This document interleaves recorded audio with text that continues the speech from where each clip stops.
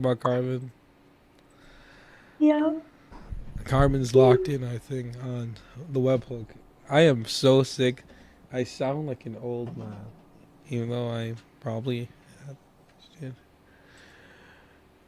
day 18 of asking Kylo to fix his argument.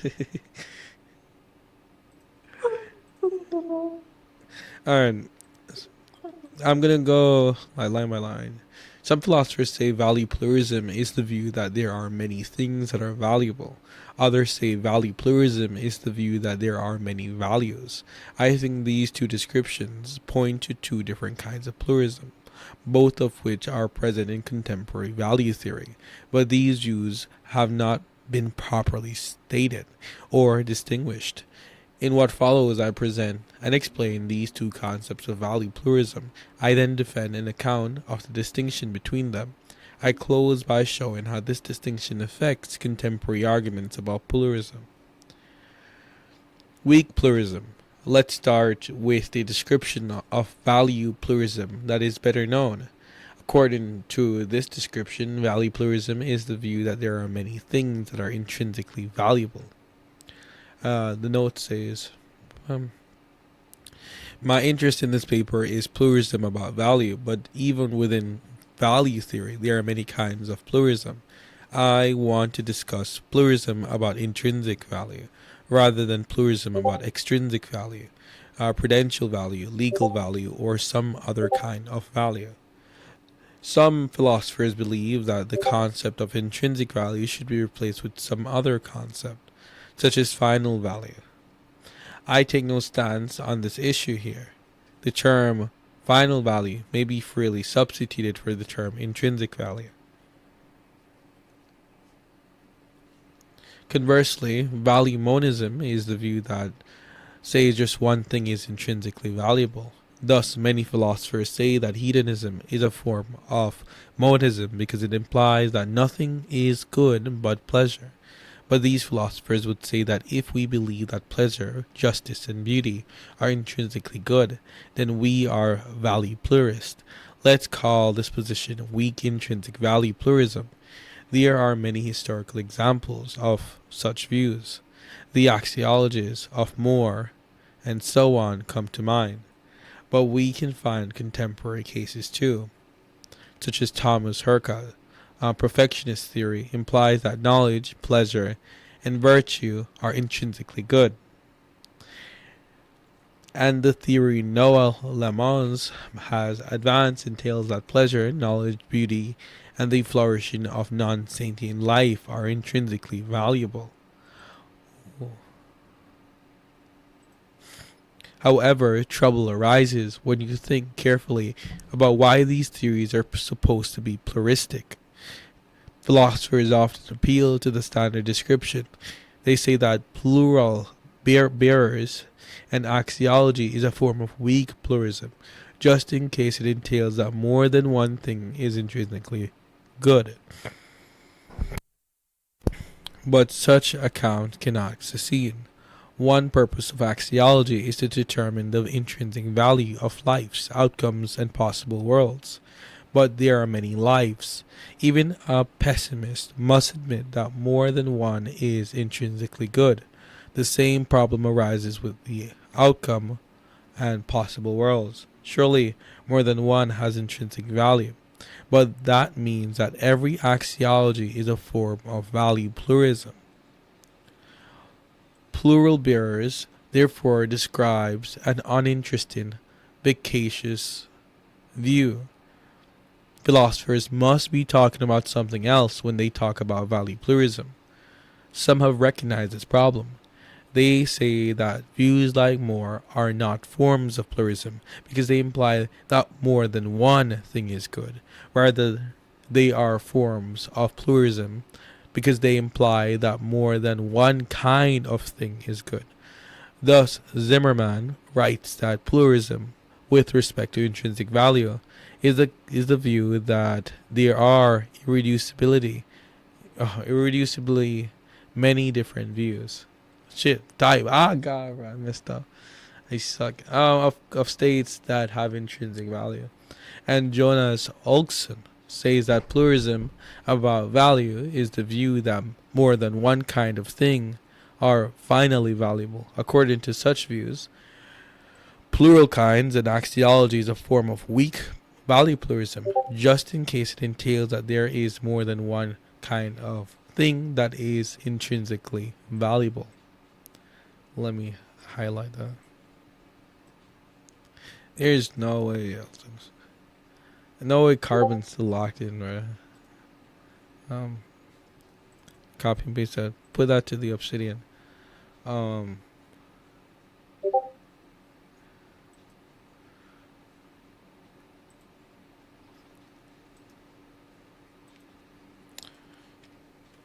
Like bestie soap.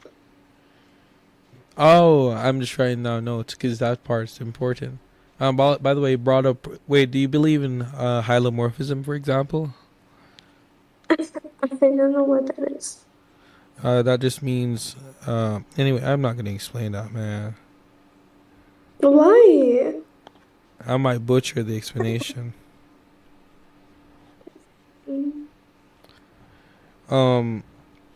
Okay. Damn. Do you argue about values? yeah. Then this is a great paper. Boom. Next, bruh. I'm not convinced. Wait, you're actually listening? There ain't no way, bruh. By the way, I don't know if Carbon's talking because my thing is fucked. Carbon is not talking, but only I am, and of course I'm listening. Why won't I listen? Oh, okay, that's If cool. I were to speak, would you not listen? Oh, yeah, that'd be mean not to listen, Norris. I'll listen. Okay. Yeah, that's what I thought. Okay, bro. Damn. However, this revision is also unacceptable. As I've stated, I believe that an axiology should determine the intrinsic value of life's outcomes in possible worlds. I assume that every plausible theory will attribute intrinsic value to at least one entity in each of these categories, but life's outcomes and possible worlds are different kinds of things. So this revised account still implies that every plausible axiology is a form of value pluralism. I think we must conclude that neither the standard view nor its revision describes the position philosophers have in mind when they talk about value pluralism. We need a different account. Nice, man. We're already like 13% through the paper. Good making properties. A complete axiology should be able not only to identify the things that are intrinsically good, but also to explain why those things are good. To do so, the theory must select a set of good making properties. Intuitively, these are the properties that provide the ultimate explanation of the goodness of things. More rigorously, we may say that to be a good making property is to be a member of the minimal set S, such that for anything that is intrinsically good, either one, that thing is intrinsically good. Let me read the notes, gotta read the notes. Um,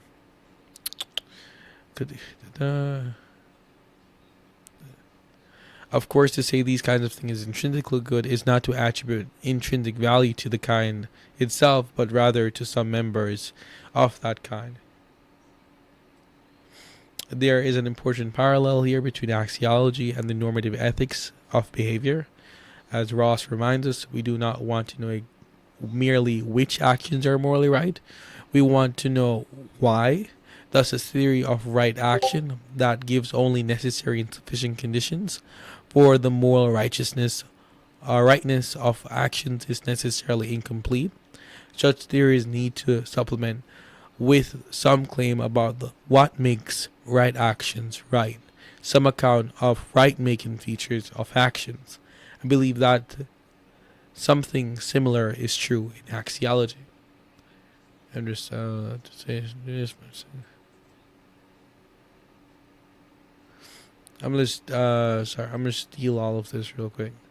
Anyways, because it instantiates one of the properties in S, Two, the thing is intrinsically good because it has a part that instantiates one of the properties in S.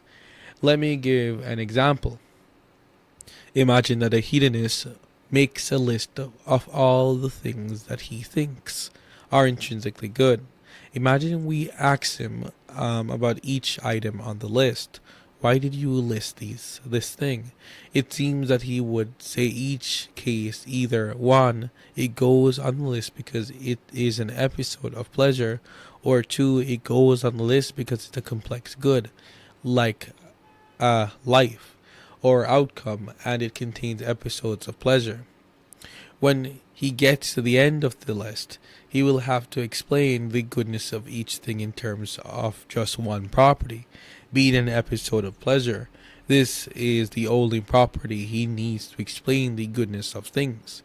It is therefore the only property he takes to be good making. I believe that the question of value pluralism is not how many good things are there, nor how many kind of good things there are. Those questions are not substantive. Rather, the question is how many good making properties are there? If we say there is just one, we are monist. If we say there is more than one, we are plurist. That is, good makers. An axiology is a form of weak intrinsic value pluralism, just in case it entails that there is more than one good making property. This view gets our test case right. We have seen that it provides the right verdict about hedonism, and it provides the right judgment about classic examples, like Moore's axiology. It is a form of pluralism, as it should be. Some things would be on Moore's list because they are instances of pleasure, some because they are instances of beauty, some because they're instances of certain kinds of relationships, and we can say something similar about other examples of weak value pluralism, such as Bretanto's theory and Herka's view.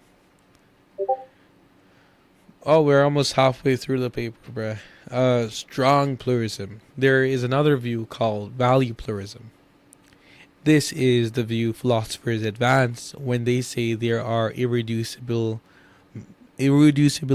many values or kinds of value, and it is the kind of pluralism Berlin, Kiki, Stocker, Nussbaum have defended.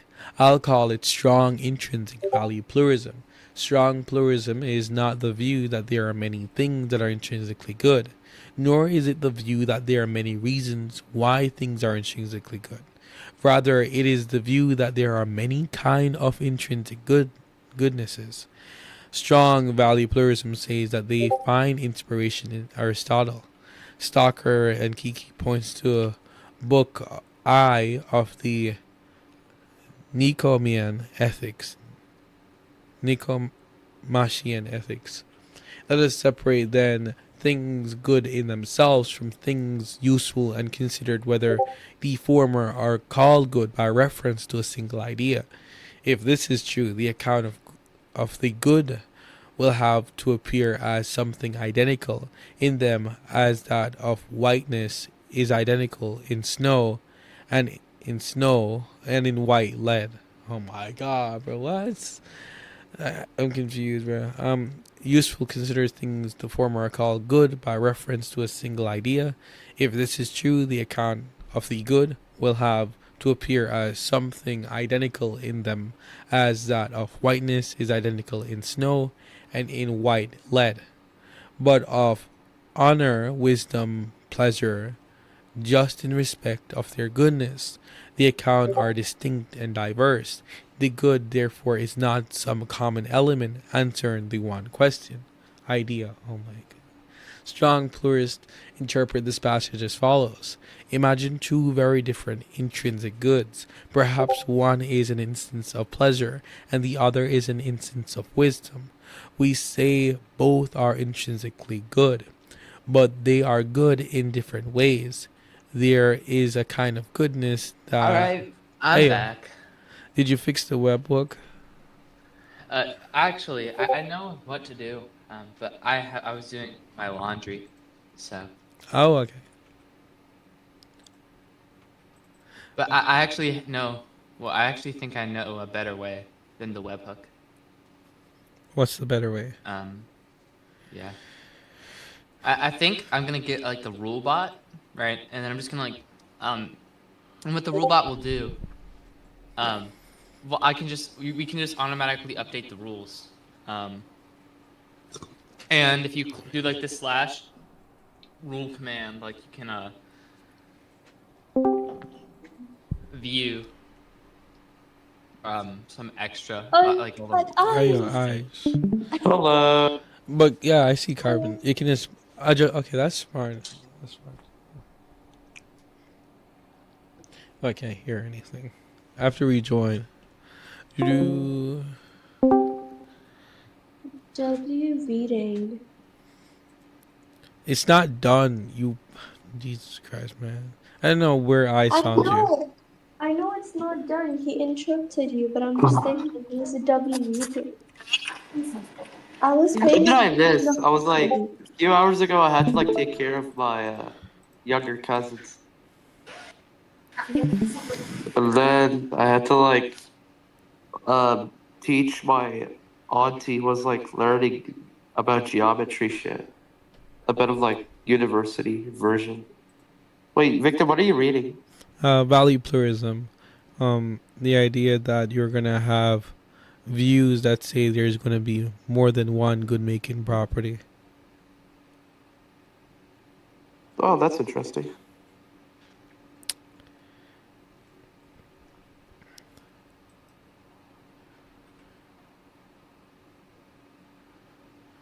Guys, aren't you a kid? Yeah, that's what I thought. So who are you talking? I'm talking to Ice. Okay. Strong pluralists interpret this passage as follows. Imagine two very different intrinsic goods. Perhaps one is an instance of pleasure and the other is an instance of wisdom. We say both are intrinsically good, but they are good in different ways. There is a kind of goodness the one has that the other does not. Strong pluralism therefore claim that there are irreducibly many kinds of intrinsic goodness. Each kind of intrinsic goodness is importantly different from the rest and has its own unique force. Intrinsic goodness is therefore an umbrella term. It picks out a family of different types of ethical value. Thus, we may say that irreducible values, an axiology, is a form of strong value pluralism, just in case it entails that there are at least two irreducible kinds of intrinsic value. But what does it mean for a kind of intrinsic value to be irreducible? Mason suggests that a kind of value is irreducible just in case it is unanalyzable, i.e., that it cannot be broken into more fundamental concepts.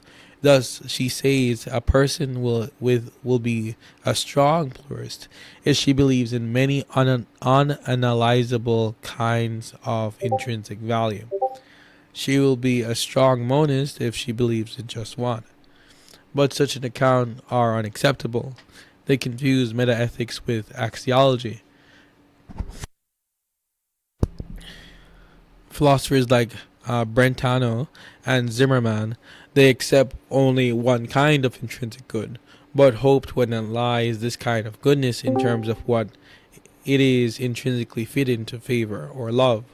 All such philosophers will fail to be either monist or pluralist on Mason's account, as their conception of good intrinsic goodness are amendable to analysis.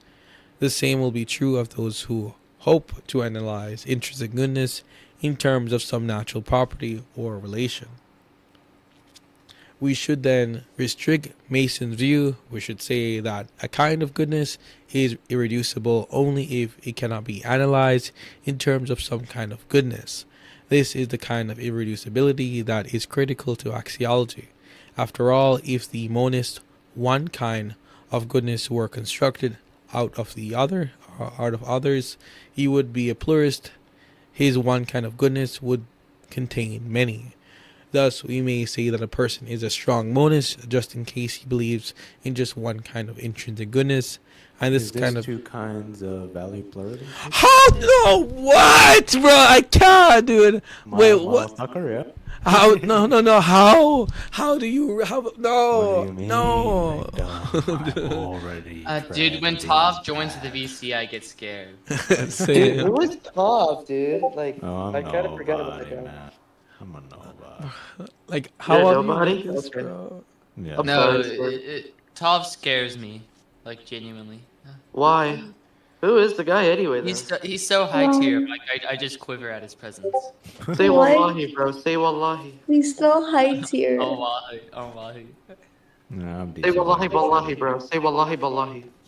It cannot be a high tier. Yeah, if Tov is in high tier, I don't know who is. Yeah, I'll be honest. If Tov is Jewish, then I think he'll be very like high tier. Wallahi. They typically have really high IQs, huh? Wait, so you're not Jewish? A'udhu billah, bro. Steve, No. accept me into your club, okay? Sorry? Accept me into your club. I have just applied for it. Are you 18 and over? Yeah, I'm 18.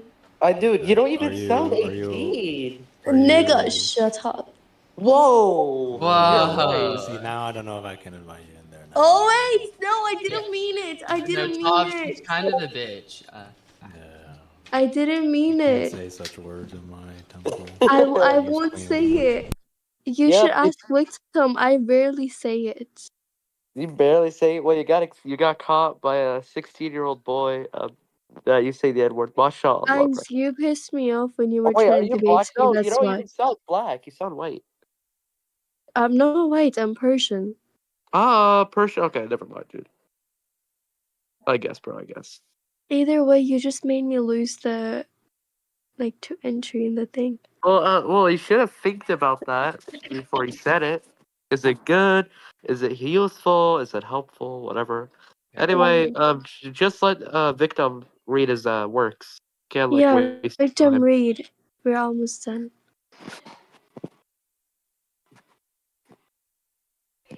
My bad. But there's no way 12 read this already. That's not true. Yeah. But anyways, What do you mean, victim? have you actually read it? No way. Not all of it, but yeah, parts of it. Yeah, I would skim through it, yeah, when I was researching intrinsic value and stuff. Oh, okay. See, I'll continue. We Dude, should your then. reaction was priceless, to be honest. Wait, what do you mean? No, your reaction was funny once I revealed that I went through this paper. Because it's the second time I was reading that one book on meta-ontology, elements, Yeah, it and was on ontology. and you already read through it. It's the second time.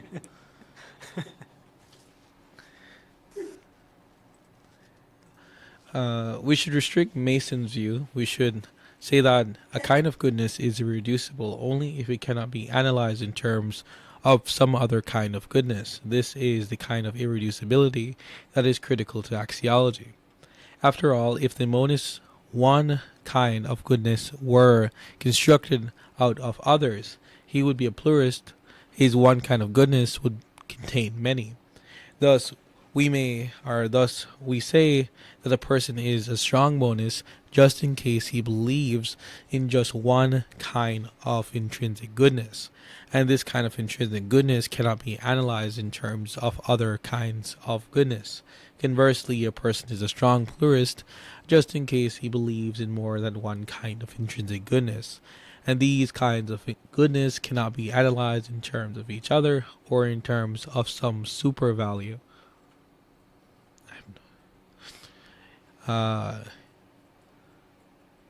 income incommensurability and pluralism. However, strong pluralists do not claim only that there are irreducibility many kinds of value. These different kinds of value are also supposed to be incommensurable. To say that two quantities are incommensurable is to say that in principle they cannot be correctly measured on a common scale. For example, heat and intelligence are incommensurable. There is no way to compare some amount of heat with some kind of intelligence. The issue is not epistemic. We know everything about heat and intelligence, but we would still not know how to compare these quantities. Similarly, to say that values are incommensurable is to say that in principle they cannot be measured on a common scale. Again, the issue is not epistemic. Even omniscient agents could not compare the values of incommensurable goods.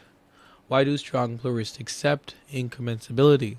Kiki writes, the reason why pluralists suppose that values are incommensurable are first that it does not seem to them that there is a highest value to which all other values could always be reasonably subordinated, and with reference to which all other values could be authoritatively ranked.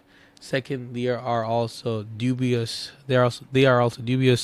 about there being some medium in terms of which all the different values could be expressed, quantified, and compared. Geldston, another prominent pluralist, suggests that incommensurability is a sufficient condition for pluralism. I distinguish value pluralism from various forms of non-pluralistic accounts of morality. A theory is non-pluralistic, I say, if it either A, reduces goods to a single measure of value, or B, creates a comprehensive hierarchy or ordering among goods. Theories that do A are usually called monistic. A monistic theory is pluralistic if it does neither A nor B. And Stalker goes further, suggesting that to say that values are plural is just to say they are incommensurable. I borrow this example from Chris Kelly. See The Impossibility of Incommensurable Values, Philosophy Studies 137 pp. Blah blah blah. Here, follow Kiki's morality, Kiki's impossibility, and I'm not reading all this, man. I assume that value is incommensurably entailed or is equivalent with value incomparability. To say that values of two things are incommensurable is to say that the values cannot be correctly represented on a common scale. To say that the values of two things are incomparable is to say that these two things do not stand in any axiological relation to each other. Example, better than, worse than. I believe that incommensurability and incomparability cannot come apart, but a defense of this position would take us too far afield.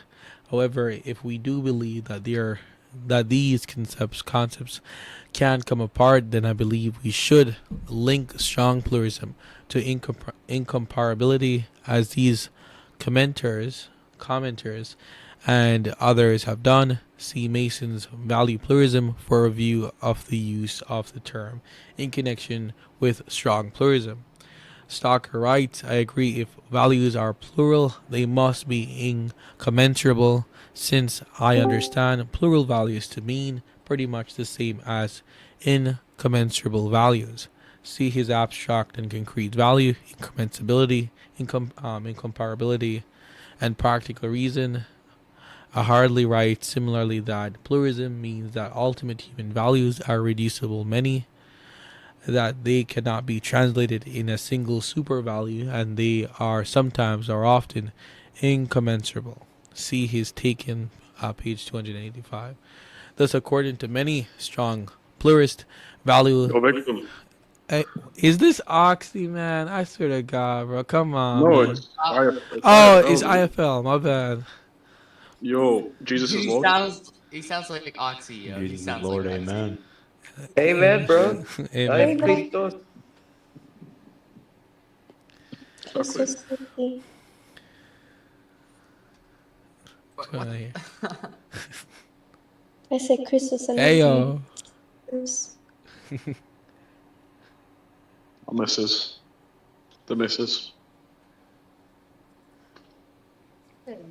My EC's on top of the fridge. Oh, yeah, you should like Yeah, put it got out some liquor in in the it. palm of your hand. That'd be so tough. Too cool Wait, for Victor, that. remember that video I sent you yesterday? The I one know. I know. about.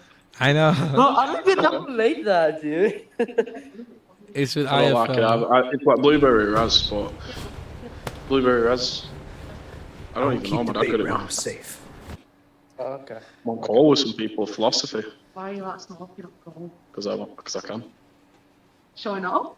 You know, I'm showing off my cigs. Tell him he's a really bad influence on my life.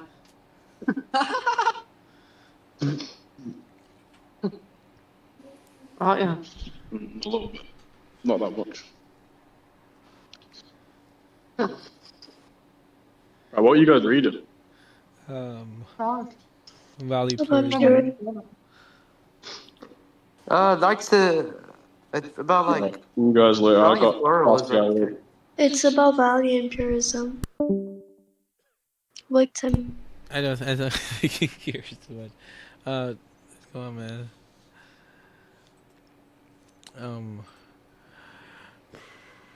Thus, according to many strong pluralists, value incrementability is closely tied to pluralism, and for some, incrementability seems to be necessary and sufficient condition for their view.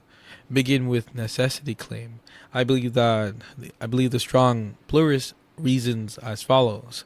Suppose there are many kinds of intrinsic goodness, and that there is these many kinds of goodness cannot be analyzed in terms of each other. Then how could there be some scale that measures these different kinds of values? Such a scale would have to measure at least two distinct qualities, but this is impossible. Indeed, if any comparison between these kinds of goodness were possible, then there would have to be some kind of value to compare them in terms of, some super value, and this is exactly what the strong pluralist denies.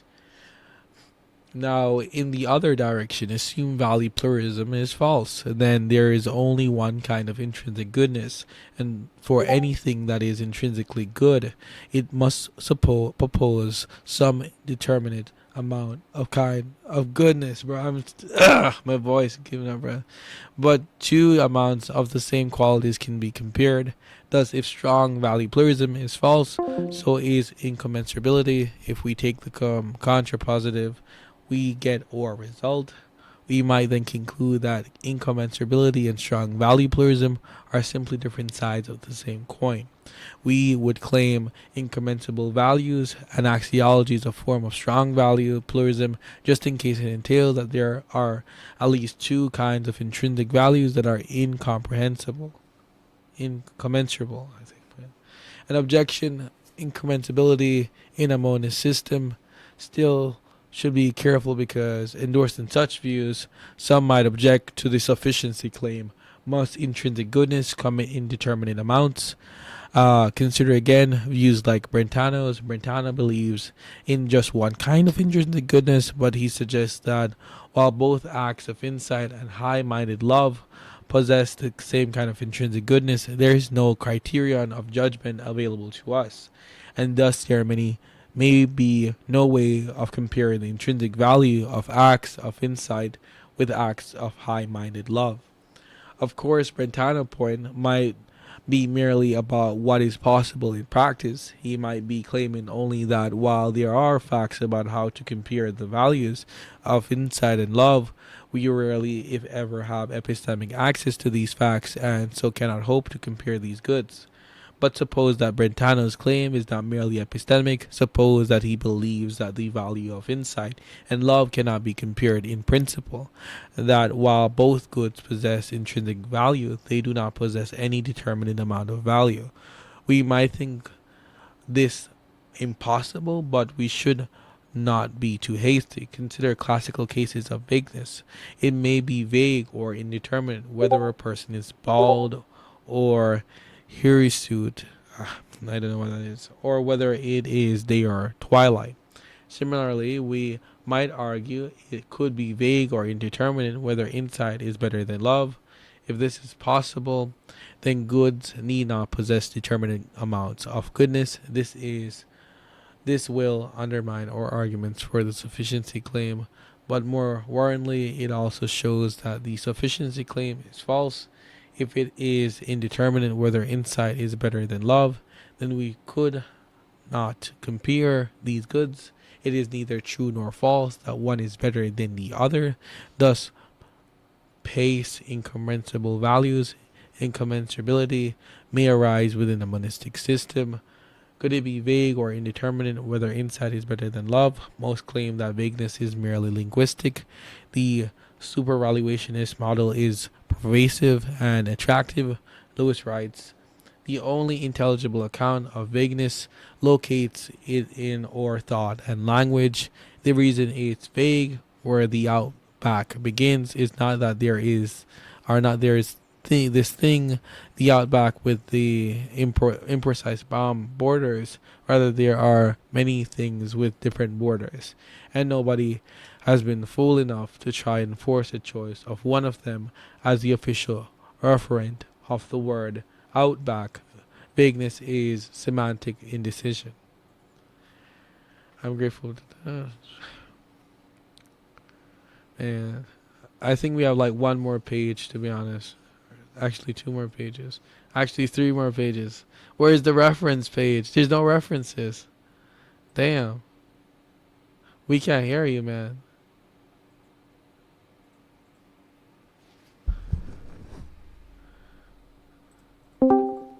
That's Oh, hilarious. Victim's back. Oh my gosh. Victim, check DMs. Oh, my bad. What's this? Yeah, she is.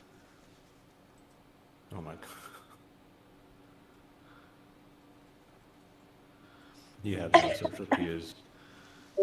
I mean, I'm on record that she says she's 18, so Okay. it should be fine. Well, Hi, Telios. Telos. It's not Telios, bruh. God. I want to say Telios. What's wrong with that?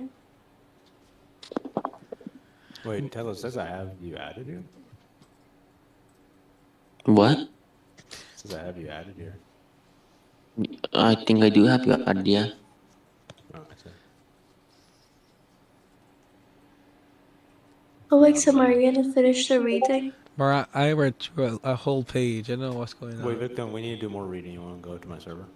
Yes. Yeah, Hey, Oh gosh. add me. Yeah. Add me Yo, server. God. yo, 12, invite me to your server. Didn't you leave it? Aren't you? Wait, is this guy Stripe? Are you Stripe? No. Wait, Oh, is he no. lying? No, wait, no. Wait, why are you're hesitating? Yeah, you also laugh. Victim, is he Stripe? No. Is this guy Stripe? I don't even know who that is. I'm being for See, no, Victim's laughing. See, he's no, not. You did join my turn, then you left it, boy. Oh, fine. Alright, No. fine. Fine, whatever. I'm T-Loss, now forever be T-Loss. Okay, but don't leave that next time though, because last time I've never you been in your told me server. were- You have been. No, I'm actually for real. Alright, you're just a fucking liar, man. Helos, you know Says a lying cat- is a says a sin, cat right? when you lying about I it. know, well, I know lying is a sin, but like, I'm being for real. I've never been in 12 server before. Now hold on, let me verify my sources. No.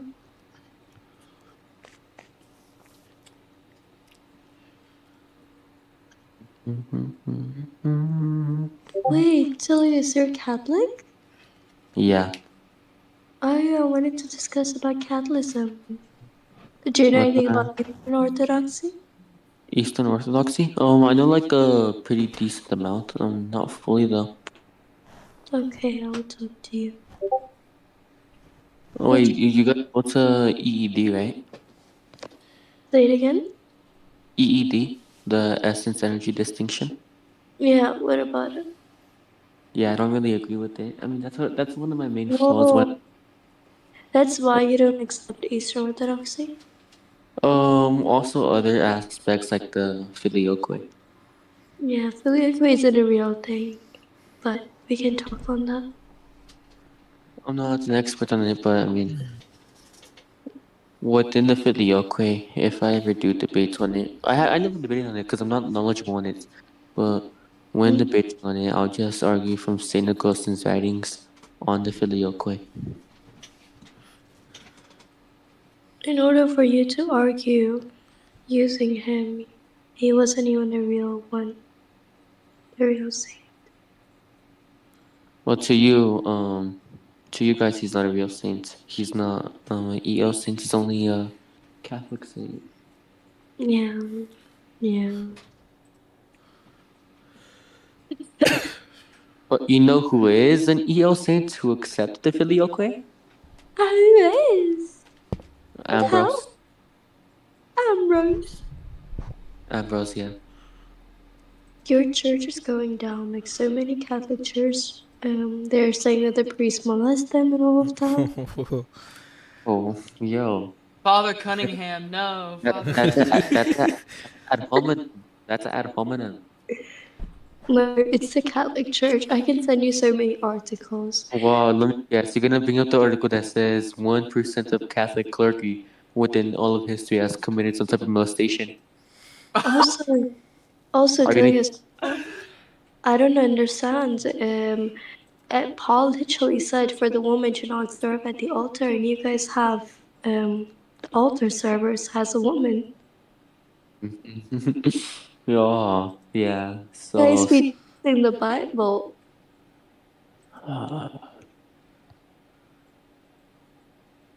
It's okay. We'll rise. Well, priests ought not to get married. Wait, I could just use the same logic on you. Pause. Married, but Eastern Orthodox state gets married before priesthood, and while they're in the state of priesthood, they could still be married.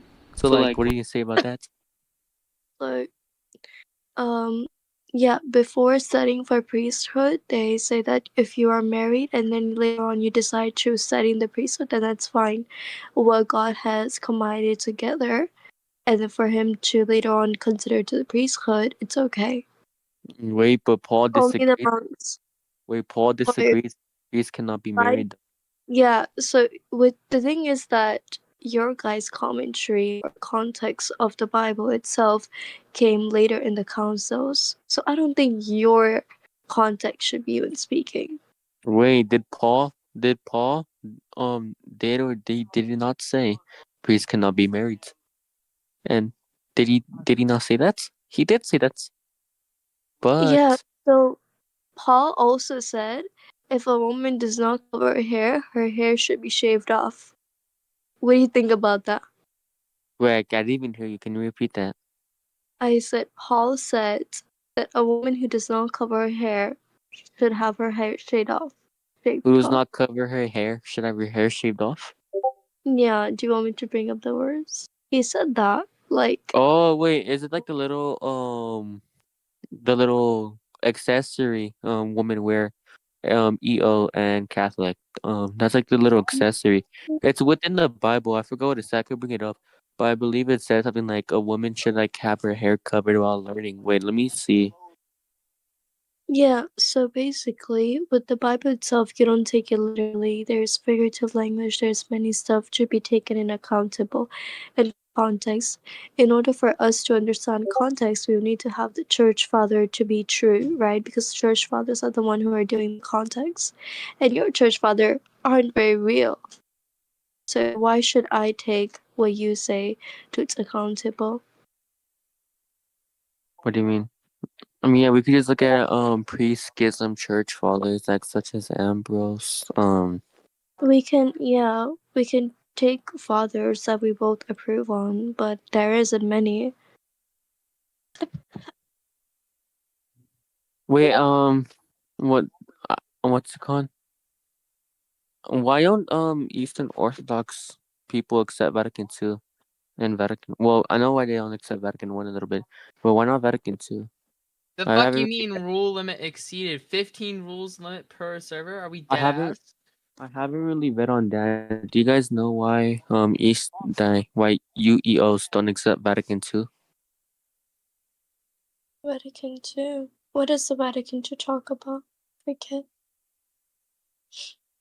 You know, actually, a good thing would be that for the whole Catholic Church, I made a document of why I don't accept the Catholic Church. I'll just send you that, and then we can debate upon it. I guess. We could Yeah. debate on it later.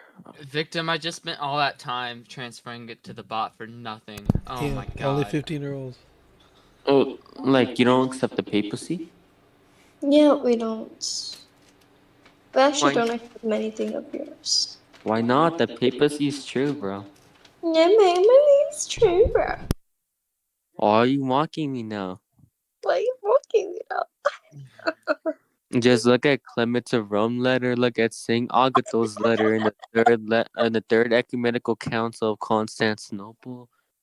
Bro, one Antonia letter would be good enough for to rebuke all of your Catholic Church. It's We could okay. we could debate on the papacy later. I'm not Yeah, free right I now because I'm still in wanna class. first debate on theology aspects of Christ's nature and stuff like that, because you believe the Holy Spirit comes from both, right?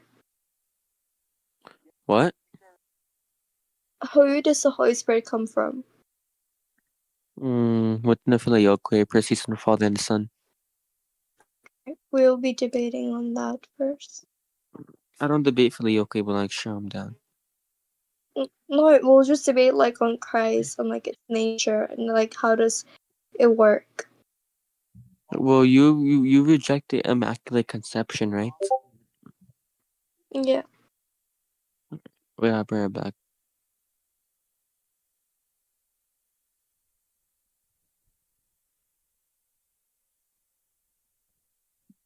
Wait, I'm gonna go right now, but just DM me the topics you want to debate about. Okay, take care. God bless. God bless. Victim, you didn't even finish reading. Yeah, I thought we were gonna go over 12's temple, but I don't know if 12's Drew? AFK. You wanna go? Let's go. Oh, let's go. Wait.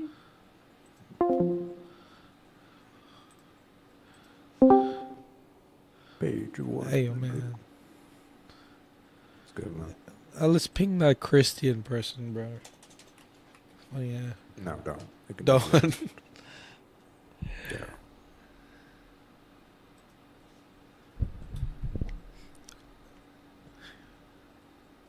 Yeah. Is it the same book? Yeah. It's gonna be a defense of abortion, your favorite topic, you know. You're gonna. Well, what the fudge you mean? I think we were right here, but All right. No, you wanna know what we should do? What? I got it. I literally got it. Have you seen David Boone in debate? yeah, I've seen him debate. Yeah, I have, but I don't remember who he was against. Wait, hold on. I got something.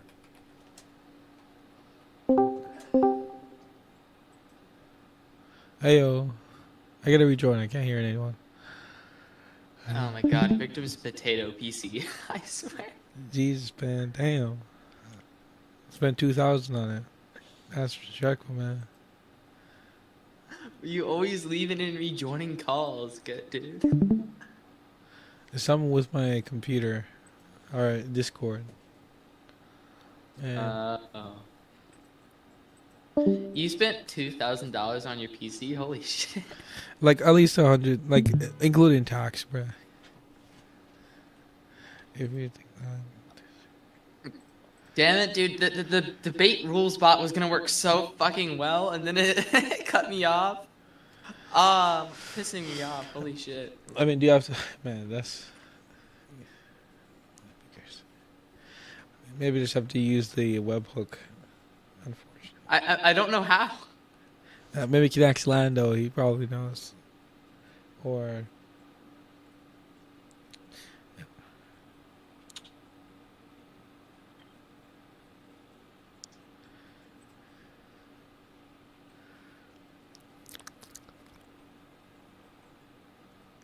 Is Twab speaking? I don't know, man. I need to rejoin. My stuff ain't working properly.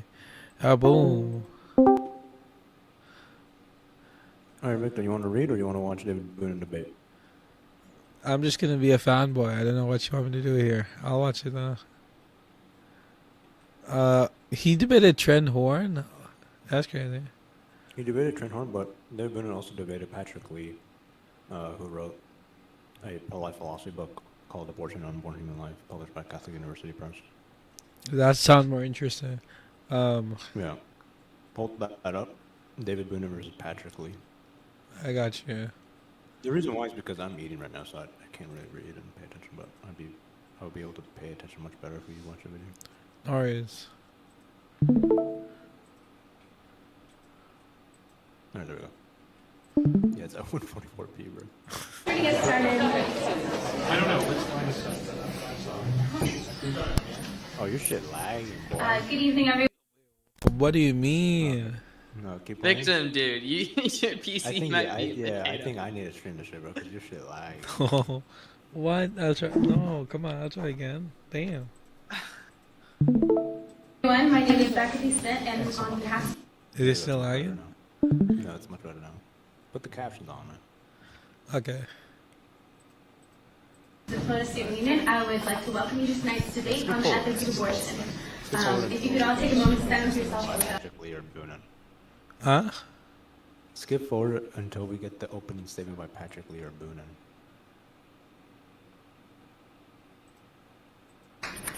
Tonight's format will begin with 10 minutes of introductory arguments for each speaker, followed by 2 rounds of 5-minute rebuttals and 5-minute closing arguments, with a question and answer session to follow. Without further ado, let's begin with Professor Patrick Lee. Thank you very much. I'm very glad to be here. And, Yeah, you should like. especially Alright, let me glad stream it, bro. to- Let me stream it. Damn. What's the topic? Yeah, let me stream it, bro. Holy fuck. Wait, What what's was the it, Carbon? topic? What's the topic? Abortion. The ethics of abortion.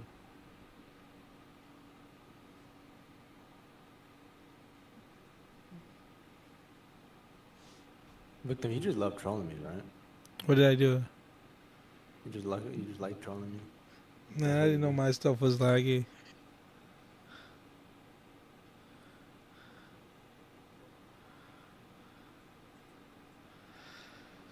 All right. Splash. All right, I got it. Let me stream it.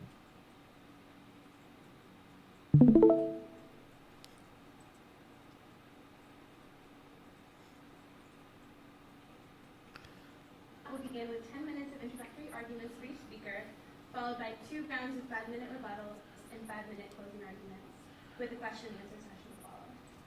Without further ado, let's begin with Professor Patrick. Thank you very much. I'm very glad to be here, and especially glad since I came out of Pittsburgh and looking with sympathy back there, but kind of glad to be here instead. And you have a beautiful campus here, and I hope you guys are lucky. I'm glad. I bet your food in the cafeteria is even good. And, I wouldn't bet on that, actually. But, okay, I will set out here a sketch of a defense of the pro-life position. I will not rely on any theological premises here. The arguments that I present are ones that anyone could accept, whatever their religious belief or whether they have no religious belief at all. A central question, not the only question, but one of the central questions in the abortion debate is, what kind of being is it that loses its life in abortion? What kind of being is killed in abortion? And this question divides into 2, really, and those are the 2 parts that I will look at in my opening remarks. First of all, is what is killed in abortion a human organism? And secondly, if it is a human organism, is it a human person? Is it a bearer of rights? Because some philosophers argue that even though it is a human organism, it is not yet something that has rights. Well, first on whether it is a human organism. In my judgment, it is clear that that the human embryo or human fetus is a human organism. To see this, let's consider some of the facts about normal sexual reproduction. As you know, at fertilization, the sperm unites with an ovum, and I still get a little embarrassed, even though I've been speaking about this about 30 years, but talk about sperm and ova is still a little off-putting. But anyway, even though I grew up in the 60s and started all this, but anyway, sperm unites with an ovum, and the sperm and the ovum cease to be, and their constituents enter into a new thing, something. So one can never really say that I once was a sperm or I once was an ovum. The sperm and the ovum cease to be, they enter into a new thing, and that new thing is originally a one-celled organism. This one-celled organism then begins to grow and divides by cell division, divides into 2 cells, then 4, then 8, then 16, and so on. This differentiated growth, though, is not a haphazard proliferation. The active self-development of the embryo is internally coordinated by the epigenetic program that is within the cells of the human embryo from the beginning, and in also the arrangement of those cells. The development of this organism is very rapid. At about 8 or 10 weeks, it has a complete beating heart. It has a complete brain, although not all of its synaptic connections are present, and they will not be complete even until sometime after birth. But it is a development that is internally coordinated, internally orchestrated by the embryo itself. There are 3 points that should be observed about the embryo and the fetus. First of all, this is a distinct being. It is not, obviously, the embryo is not a part of the mother or a part of the father. This is shown by the fact that usually it has its own distinct genetic makeup, unless it's a clone. Even if it's a clone, it grows in its own distinct direction. So this embryo does not function as subservient to the well-being and the maintenance and flourishing of the organism in which it resides. Rather, it grows in its own direction, in its own maturation process. Second point, it's obviously human. No one really doubts this. It's human. It has the genetic structure that is characteristic of human beings. But third point, though, and this is probably the most important point so far, it is a whole human organism. This is an important point because there is human tissue and human cells that are human but are not whole human organisms. Skin cells that we leave on everything that we touch, or a beating heart that's been removed but not yet implanted into a recipient, and human tissue waiting in a culture dish. Those are human, but they're not whole human organisms. Well, the human embryo is a whole human organism. The reason we can see this, or the evidence for this, is that it has, from the zygote stage, from the one-cell stage onward, all of the internal resources and the active disposition that is needed to develop itself to the mature stage of a human being, of a human organism. There is no Pittsburgh and snow and everything, in which there is a fundamental change in the developmental trajectory of this being. Everything that happens to the embryo after fertilization either assists or retards the internally orchestrated development of this organism. So this organism is a whole organism, and it is identical with the organism at a later stage of development. It is identical with the more differentiated, more mature organism at 3 months, 4 months, 8 months, and so on. It is identical with the organism that is then born, and then is an infant, and then a toddler, and then 18 years is asking for your car keys, and then maybe living in your house until 27, 28. So the human embryo and fetus is a human organism. Now, given that we are organisms, as we are not just consciousnesses that have organisms or possess or inhabit organisms, but we are particular types of organisms, it follows that you and I began to be when the human embryo that we once were began to be. So you and I once were adolescents, you and I once were children, you and I once were toddlers, Also, you and I once were infants, and before that, you and I once were fetuses, and you and I once were embryos.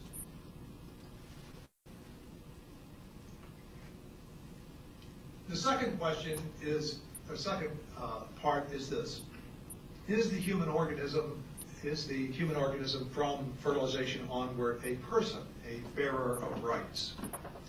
Some argue, as I mentioned a moment ago, that in order to be a bearer of rights, in order to be a person, in that sense, the term person, one has to be not just a human being, not just identical with the being that later will walk, talk, reason, make free choices, and so forth, but one must also have certain mental functions or have the immediately exercisable capacity for certain mental functions. There are two problems that I would mention with this position. First, if this position were true, then it would follow that infants are non-persons. And it would be morally right to kill infants subject to parental approval. The infant does not perform any type of action that a kitten or a puppy does not perform. And so if we based the value of a being, or if we based rights on what a being can actually right now do, or if we based it on the immediately exercisable capacities that it now has, then it would follow that a human infant, since it can't right now do anything that a kitten or a puppy cannot do, would have the same moral, basically the same moral status as a kitten or puppy. That, of course, is a big mistake. Now, some philosophers bite the bullet here at this stage. For example, Peter Singer and Michael Tooley say, well, it is okay, infanticide is okay, subject to parental approval. But most people, I think, recognize that a position that leads to the approval of infanticide has some difficulties. A second problem that with this position is that it seems to me that it is difficult on this position to explain why it is wrong to kill a human being who is in a temporary coma. A human being who is in a temporary coma does not perform any mental functions. That's what it means to be in a coma. And he does not have the immediately exercising capacity for any mental functions. He does not have any actual desires. He does not have any actual self-consciousness. I would suggest that the best explanation for why, we could ask then, well, is it wrong to kill someone in a temporary coma? Well, of course it is wrong to kill someone. You cannot kill someone who is in a temporary coma. But why is that case? Why is that the case? I think the best explanation for why one cannot kill a human being who is in a temporary coma is that he is the same kind of being as you or I. He cannot right now exercise, he does not right now possess the immediately exercisable capacities to reason, make free choices, and so on. But he is the kind of being who has a rational nature. He is the kind of being who has the internal resources to actively develop himself at some stage, given the appropriate circumstances, given perhaps some help with drainage of a hemorrhage or hematoma in his brain and so forth. To get to the stage where he can do those things. So I would suggest that the basis for whether a being has rights is not what a thing right now does, or what a thing has the immediately exercisable capacity to do, but rather what kind of being it is, what nature it is. And a human being in a temporary coma has a human nature, which means he has a nature that orients him to developing himself to the stage where he will reason and make free choices. And that's why he has respect, or that's why he has basic rights. Now, someone might say that a person in a temporary, and I think, but if that is the case, a human embryo also, human embryo, human fetus are in the same boat. A human embryo, human fetus has a nature that orients him or her to actively develop himself or herself to the stage where he or she will develop, will make free choices and shape his or her own life by those free choices. So where the issue, I think, between David Boone and I is going to be, or one of the issues between us is what is the basis for rights? And I argue that the basis for rights is the nature of the being. And the nature of a being is some basic natural capacities to get to a certain stage. It may take a being very long to develop those capacities, but having a human nature means that you have a nature, you have a constitution that orients you to actively developing yourself to the stage where you will reason, make free choices, and so forth. That means you're a rational being. Someone might object that, well, a human being in a temporary coma is different from or does have rights because he has past desires. But if a being, if I had, suppose I were in a type of coma in which I was going to recover consciousness, but not any of the consciousness I had in the past. Suppose I needed to have brain surgery with the brain, but we knew that the brain surgery would result in my having a complete amnesia. I would regain consciousness, but I would not regain any of the memories and skills and habits that I had in the past. Would it be right to kill me then? Well, of course it would not. But why? Not because of the past desires or the past consciousness that I had, because that's all gone. I suggest that why it would be wrong to kill me in that situation is because I am still a rational being, even though I can't exercise any of those basic natural capacities at that point. But I think that's also what is true of a human embryo. So but the basic argument that I would set forth is that what makes a being valuable, or human beings are valuable in virtue of the kind of being they are, namely rational beings. But they are the kind of being they are from the moment they come to be and continue to be that kind of being until they cease to be. And therefore they have intrinsic value, are bearers of rights from the moment they come to be and until they cease to be.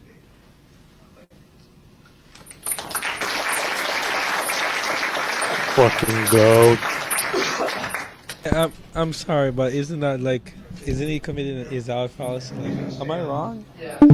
Wait, is he what? Committed to what fallacy, Victor? Speak up. Isn't that dude committing a straight up is-out fallacy? He's saying human nature, and he's saying, oh, rationality. Yeah, you're describing a property, but you're not saying why this property has any inherent significance. Why it gives us why? Whoa, that assumes that he needs to give a further fucking justification when he doesn't need to, right? That's like asking why is consciousness morally valuable for the pro-choicer. Yeah, you should. The pro-choicer is going to say it's self-evident. Now, of course, he actually did explain. If you were paying attention, he actually did explain why he adopts the rational being, rational nature view because of one case concerning the temporary coma, and also cases of infants, right? But that doesn't necessarily. Those were two difficulties for the pro-choice position, and he says the rational nature or infants and people in temporary comas, they still have the right to life, even if they cannot immediately exercise certain functions such as consciousness or higher levels of consciousness, so to speak. The fact that they still belong to a kind of rational agent is what endows them with the right to life still. Yeah, that doesn't really explain anything much. I ain't gonna lie, bro.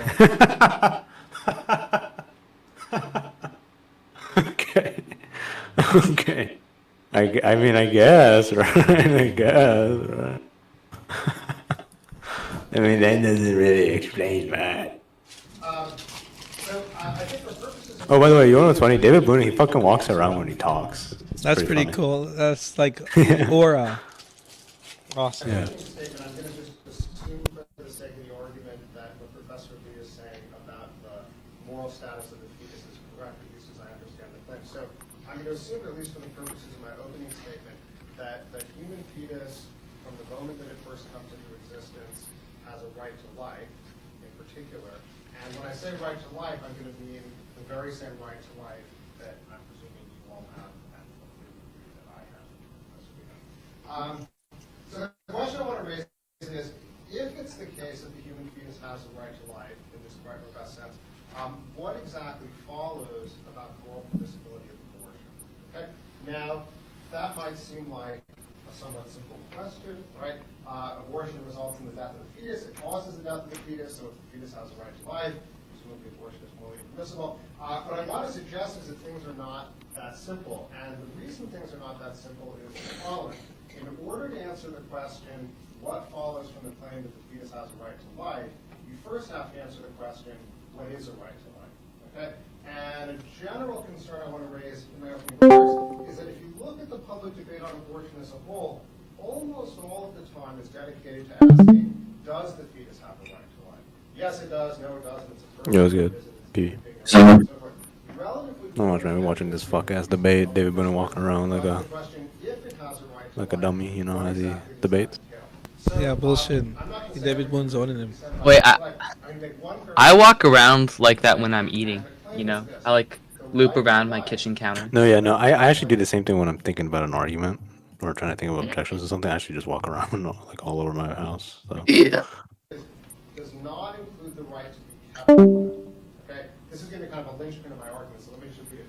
The right to life does not equal the right to life support. The right to life does not include the right to life support. The right to life does not entail the right to life support. Okay? Now here's a little argument to defend that claim, right? Let's suppose I'm sick. I'm very sick, and in fact I'm dying. And my doctor tells me I'm going to die soon unless I get a transfusion of bone marrow. Okay? Someone is going to have to undergo a painful, invasive series of bone marrow extractions over the next 9 months, or I'm going to die. Okay? And it turns out, unfortunately, there's only one person in the world who has a suitable match. Okay? And that person is you. Okay? Now, you all look like a nice group of people, so I'm guessing they got down on you. But let's suppose it turns out you're not so generous. Okay? You feel bad for me, too bad I'm going to die, but you're not willing to spend the next 9 months undergoing a series of painful and invasive bone marrow extractions to keep me alive. Okay? So now here's the question. Under those circumstances, morally speaking, would I have the right to track you down and forcibly extract your bone marrow from you in a series of painful extractions over the next 9 months? Okay? So raise your hand if you're inclined to say, yes, morally speaking, I would be within my rights to do that. Okay? Raise your hand if you're inclined to say, no, I would not be morally within my rights. Okay, good. Now suppose I'm unconscious, okay? I've lapsed into a temporary coma. I'm never going to wake up unless I get this bone marrow, okay? Could one of my friends take matters into their own hands and track you down and start extracting the bone marrow? And raise your hand if you think they'd have the right to do that. Okay, so here's a conclusion we can draw. I have a right to life. I'm hoping that you'll grant that. If the right to life entails the right to be kept alive, then I have the right to your bone marrow, right? Because I need the bone marrow to go on living. Since I don't have the right to your bone marrow, it follows that the right to life does not include the right to be kept alive. Okay?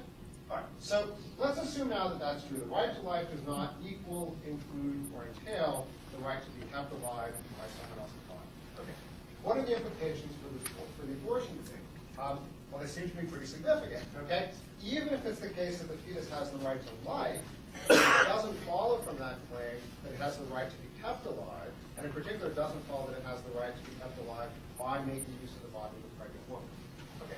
I want to be very clear about one thing before I move on. I'm not saying because the right to life doesn't include the right to life support, therefore abortion is morally permissible. Okay? That would be a bad argument. Okay, that's not false. Okay. What I am saying is because the right to life does not include the right to life support, the mere fact that the fetus has the right to life, assuming for the sake of the argument that it does, that's not enough to show that abortion is morally impermissible. Okay? Because if it was, then I'd have the right to take your bone marrow as well. Okay. So here's one final way of thinking of the case that I want to talk a little bit more about. Well, I think this is significant. So suppose while I'm in this temporary coma, but it's going to be a permanent coma because I'm going to die unless I get your bone marrow, suppose one of my friends nonetheless does take matters into his own hands. Okay? So in the middle of the night he kidnaps you, you wake up and what you discover is some of your bone marrow is being extracted from you right now. Okay? And this is quite unpleasant to you. Okay? And as it's being extracted, some of it is slowly being transfused into me. And if you allow this to go on for the next 9 months, okay, then I'll live. Okay? But if you're not willing to make the sacrifice for me and you unplug yourself from me, as it were, I'm going to die. Okay? So let's suppose I'm unconscious, they sort of slump me over in some sort of wheelchair or something. So you can kind of drag me around with you for the next 9 months. When you go to class, I'll be next to you in an unconscious state. Periodically, there'll be these very sort of painful moments for you as the bone marrow is being stretched and so forth. Okay.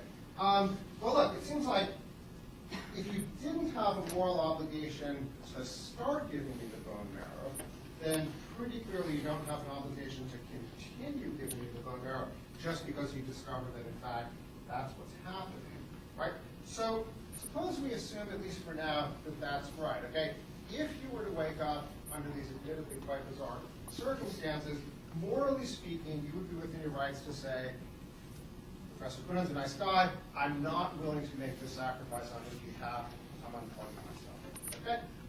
Then I think we can have a fairly simple two-step argument, and the argument goes like this. Step one just says, morally speaking, you would be within your rights to unplug yourself from me or disconnect yourself from me in the bone marrow story that I just told.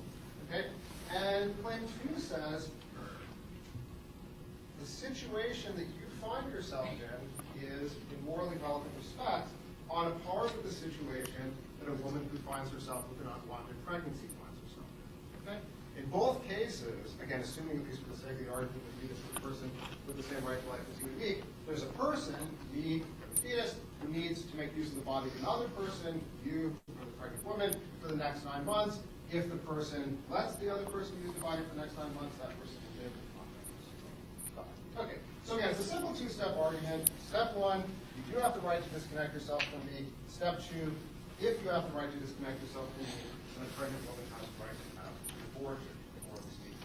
Okay, now, I didn't invent this argument. It's been kicking around in the philosophical literature for about the last 40 years or so.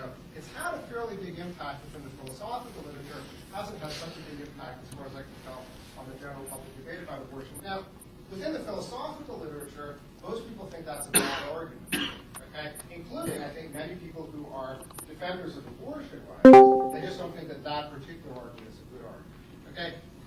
I'm in somewhat of a minority in this case. I think it is a good argument. Okay? I recognize that there are a number of objections that can be raised against the argument, but what I think is if you work your way through the objection, what you'll discover is, again, the objections are actually not successful. So, do I? Okay. So let me just say this. I mean, there's lots of objections that can be raised to this argument. Professor Lee, among others, has written some quite powerful pieces against the argument. Let me just, at least briefly, before I conclude my opening statement, let me just note one objection that probably already strikes a lot of you as sort of fairly obvious. There seems to be this pretty striking difference between the two cases, right? In the case that I described, you did not do any voluntary act that led to being the case that you're stuck to be. Okay? But if you bracket off rape cases, and a number of people are willing to do that, say, well, maybe in the case of rape, abortion is permissible. But if you bracket off rape cases, in non-rape cases, cases of pregnancies arising from voluntary intercourse, the pregnant woman did do a voluntary action that led it to being the case that she was connected to the fetus. Okay? So you didn't do anything that led to you being stuck to me. The pregnant woman in non-rape cases did do a voluntary act that led to her being stuck to the fetus, as it were. Okay? And this difference between the products of voluntary actions on the one hand and the products of involuntary actions, or just non-actions in there, in all sorts of contexts, that distinction turns out to be morally relevant. Okay? So I think it's very natural to suspect that there's a deep flaw with the argument right there at the foundation, again, at least if you bracket off rape cases. Okay? So let me then just say this, at least for now, we can talk about it more later time if you want, because it potentially can get somewhat complicated, but at least on one account, right, I can respond by saying, well, let's just change my story a little bit. Okay? Let's suppose you heard about poor Professor Kunin. You understood that Professor Kunin needed to be plugged into you for 9 months in order to go on living, and you decided you were willing to go ahead and do that. Okay? So let's suppose instead of waking up and discovering that my friend kidnapped you and plugged you into me, let's suppose you voluntarily walked into the hospital where I was, plugged yourself into me, and the bone marrow started flowing. Okay? It was a purely voluntary act on your part that led to this situation. Okay? Now ask yourself this question. Suppose after a couple of weeks, you start thinking, you know, this is a bigger drag than I thought it was going to be. I knew it was going to be a burden, but it's more than that. I wasn't one there. Morally speaking, would you be within your rights to disconnect yourself under those circumstances? Okay, I'm inclined to say yes. Okay, the mere fact that you started helping me doesn't mean you have to keep helping me if you decide the words that are helping you are too much. Okay, the fact that you gave me some life doesn't mean you have to give me even more life. Okay, but if that seems right, okay, then why can't the pregnant woman say the same thing? I started giving the fetus life, I gave it some life, okay? Now I've decided that the burden is too much for me, okay? Why does the fact that I've already given the fetus some life that otherwise would have had mean I now have to give even more? Okay? So, although I do recognize, at least on the face of it, there's this kind of profound personality with the foundation of the argument, it seems to me on reflection, at least if that's the way the objection is developed, that it's not successful. So, does that leave me? Okay, I'll stop there. Goaded. Okay, okay, 5 minutes. I think the David Boonin brings up some interesting, pushes the issue, and I think it's helpful to push that issue. It seems to me that that the responsibility, that the fact that a man and a woman do something that they know might cause a baby to come to be, does make a difference. If they voluntarily do that, that does make a difference. I think that we have a special responsibility to our children, partly because we do something that we know might result in their coming to be. There's one very big difference. I think there are a lot of differences. Part of the argument is going to be talking about some of these examples and talking about where the difference is. I want to just say something brief about the example, then go to some basic principles. But one very big difference is that the man and the woman, that they don't just do something that helps somebody who already exists. I recognize, I think most people in sort of my natural law theory position would say that if you recognize this at the end of life, if you begin life-sustaining treatment, you might begin to realize after a few days, well, this life-sustaining treatment is too burdensome, and if it's too burdensome, if the burdens really are out of proportion to the benefits, then you can withdraw that life-sustaining treatment.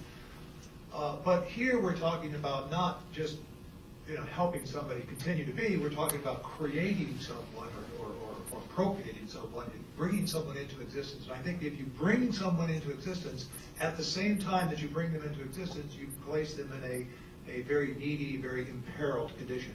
And I think if I do something that places someone in an imperiled condition, then I have some responsibility, some special responsibility to help them out. So that's part of why. I don't know if that's I don't think that's the complete reason why we have a special responsibility to our children. But I think both a father and a mother has a special responsibility to their children. And so they ought not to do that which causes their death in order to avoid a difficulty that is less severe. In other words, I think when we're talking about, I think first of all, most abortions are intentional killing. They're not causing death as a side effect. And so most abortions don't fit into that, I think, the kind of example that David Boonin is speaking about. In most abortions, what is intended is to avoid being responsible for a child. Now, the way abortion brings about the absence of being responsible for a child is to bring about that there is no child. So the death of a child is usually not, it is in most abortions, I think, intended as a means. And that is why I think if the abortionist is paid and then the baby comes out alive, it's called a botched abortion. In other words, he didn't do what he was paid to do.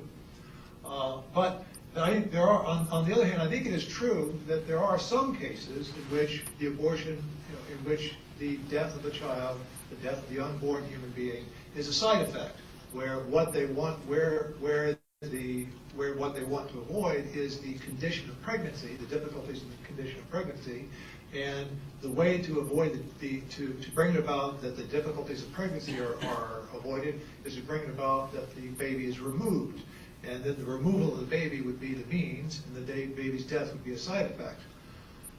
So I think it is the case that in some abortions, not the majority, but in some abortions, the unborn human being's death is a side effect. It still does not make it just. I think the question when we cause a bad side effect, and here we're not just choosing not to give someone aid, like the bone marrow example. We're choosing to do something that causes a death. Now, when we choose to do something that causes a bad side effect, I think that it's just, it's fair, only if the difficulty we are avoiding is in the same category, is comparable, proportionate to the difficulty we are causing. So, and I think that's the difficulty with those abortions in which the death is a side effect, is that the difficulties of pregnancy, I don't want to underplay the difficulties of pregnancy, but the difficulties of pregnancy are not as bad as death. And so, Victim. So I would say that Check the guidelines channel. a father Okay. also has special responsibilities to children that he sires. And sometimes he has a moral obligation to do something that is as Dang, you burdensome figured it out. That as, looks nice. Oh. carrying the baby to term. It's a different kind of burden, but having to continue working in the coal mines or having to continue to work in the steel mill or something like that instead of Looks going nice. and doing what one wants to do, that sometimes can be just as burdensome as what a mother does. But so both a father and a mother have special responsibilities to the child. And that means By the way, that this at guy's the getting very beaten up. least, they ought not to cause his death. Man, what the fuck are you saying? He's getting like Wait, dialect- Who's who? Which one's Patrick and which one's David? This is Patrick, The the stupid pro-lifer, one. and the other guy's David, the pro-choicer. As bad as that. Yeah, we know David won in, but this guy's getting raped dialectically. I've never seen him before. I think I probably ended up my 5 minutes. It seemed like a minute and a half. Well, it seemed like 10 minutes. My king is standing up. Yeah, look, I mean, I was probably like fucking a toddler when this debate happened. Holy shit. between the scenario that I described to you in the typical case of a pregnancy. So I tracked at least 5, there might have been more, but he didn't cause my neediness, the woman did cause the neediness of the fetus. You're not my mom or my dad, right? We have special obligations to our children. When I die, you're not intending the death. It's a foreseeable side effect. And in the abortion case, Professor Lee suggested typically that's not the case. There's also sort of a viewing, allowing, or sort of causing versus allowing versus intending, foreseeing. And then there's this thought about the role that father's obligations to create child support might play. So I don't really have time to give sort of an exhaustive response to all of these concerns. I think on the face of it, it's clear that these do all point to differences. I think in general, condemnation, many of these differences are morally relevant. But I do think once you start working through the cases, and I can't get to do it all in 5 minutes, I think there are responses. So let me just give a couple of examples. One thing that's quite conspicuous is the idea that you did not cause my needy condition. Okay, I just said I was sick. Okay. But in the case of the pregnancy, the woman's, at least in the non-rape case, the woman's voluntary act of intercourse causes it to be the case that the fetus is needy. Okay. So I'd say, look, change the case I gave you and say, why did I get sick? Because you poisoned my food. Okay? If you poisoned my food, now you're responsible for the fact that I'm needy. Your voluntary act caused my neediness, and then probably most of you are going to say, now you do have an obligation to do that, right? So it looks like my argument's in big trouble here, right? It looks like when you cause someone's neediness, then you have an obligation to meet the need, right? Okay. But here's why I think there's a difference between standard causing neediness cases and the pregnancy case. When you poison my food and cause me to be needy, you harm me, okay? In a typical case, causing someone to be needy is causing them to be worse off than they were before, or worse off than they otherwise would have been, okay? You harmed me by causing my neediness, therefore you owe me compensation for harming me, and the compensation is going to have to be... Oh, Paul. Paul's in your study hall. I was in previously, namely not... Oh. Okay? The pregnancy case is very different. It's true that the woman's voluntary act caused the fetus to be needy, but... Logical atheism. Logic atheism. Damn. Because it wasn't an act that made the fetus needy rather than not. Yep. Right? It was an act that made the fetus needy rather than not existent. Okay? So I think the best explanation of why you would owe me support in the case where you're responsible for my neediness is that you harmed me. Okay, now you owe me compensation. And I think that doesn't apply in the case of what voluntary intercourse with pregnancy. Okay. What about the idea that you're not my mom or dad, and we think in general parents have special responsibilities to their offspring, okay, or their children, let's say. Okay. Again, at least on the face of it, just seems right to me. Okay, I have a son and a daughter, and I do think I have special obligations to take care of them that I don't have to other people. Okay. The key question here, I think, is what do we mean by referring to someone as my son or my daughter? Okay, one thing that might mean is my son or my daughter in the biological sense. Okay, my progeny, my offspring. Okay, the other thing it might mean is my son or my daughter in the custodial sense. Okay, adoption is a clear way of distinguishing between the two. If I adopt a son, that son is not my child in the biological sense, but he is my child in the custodial sense. Okay? The woman who gave the child up for adoption, that's still her son in the biological sense, but it's not her son in the custodial sense. All right? So the key question is, which of these senses is the more relevant sense when most people on both sides of the abortion debate agree parents have special obligations to their children? Okay. Well, suppose the claim is that it's the genetic sense. Okay? If someone is your genetic offspring, you have a special moral obligation to them because they're your genetic offspring that you don't have to someone else. Okay. This move yields results that I think virtually Oh my everyone God, outside bro. the abortion debate is going to reject. So here's one example. Picture two women who each have an embryo planted in them. The reductio. And in one case, the embryo is genetically related to her, and in the other case, the embryo is not genetically related to her. Okay? I gave an example like this in my book. At the time, it was sort of a science fiction example. Apparently, it became true several months ago. I forget where, but I read about it in the news. So in any event, if it's the difference between the obligations you have to your genetic offspring and the obligations you have to others that makes the difference between the bone marrow case and the pregnancy case, then it turns out that the woman who's pregnant with an unrelated embryo may abort, and the woman who's pregnant with a related embryo may not abort. Okay? But I think virtually everyone on both sides of the abortion debate is going to reject that result. Either they're going to think both of them can abort, or they're going to think that neither of them can abort. Well, wow, what a reductio. Wow, what a fucking reductio. So Wow. let's see. Wonderful. Like, at least you're agreed. What a That's what I think. That's what I think of as reductio. Listen, bro, your guy is losing, man. If you unplug yourself from me, you're not aiming at my death. Too bad I'm going to die. You're just aiming to liberate yourself from me. Okay? But in the typical pregnancy case, I think the claim to be the woman who has the abortion is aiming at the death of the fetus. Okay? As Professor Lee put it, if the fetus survives the abortion, she's going to feel that she hasn't gotten what she came for. Right? Okay. I'm inclined to think in typical cases that's probably true, but there's another side to the story, okay, which is that she also is intending to end this burdensome pregnancy, okay? So here's a different case to picture. The woman goes in for an abortion, the procedure is over, the doctor, and she says, okay, I'm not pregnant anymore, right? And the doctor says, oh, no, you'll be pregnant for the next 7 months, okay? But I fixed things such that when it comes out, it'll be dead, so don't worry, you won't have to raise this again, okay? Again, as in the botched abortion case, the woman's going to say, that's not what I came for, okay?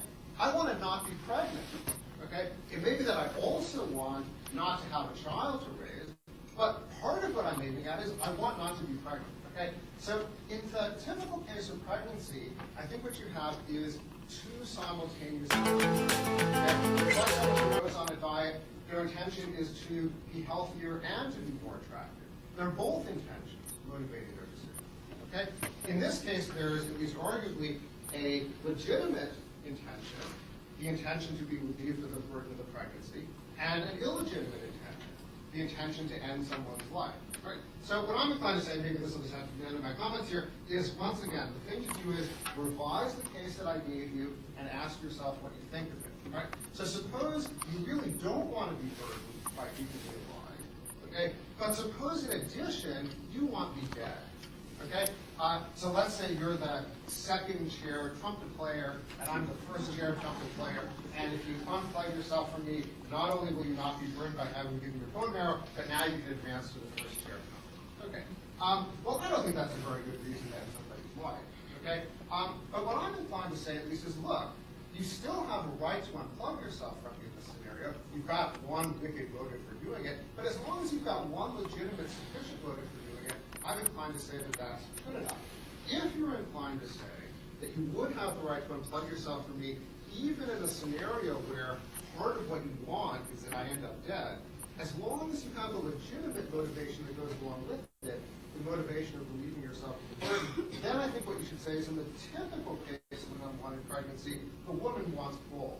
She wants not to be pregnant and she wants not to be a mom. And as long as one of those is sufficient and legitimate intention, I'm inclined to see what that means, yeah, permissible. Okay, thanks.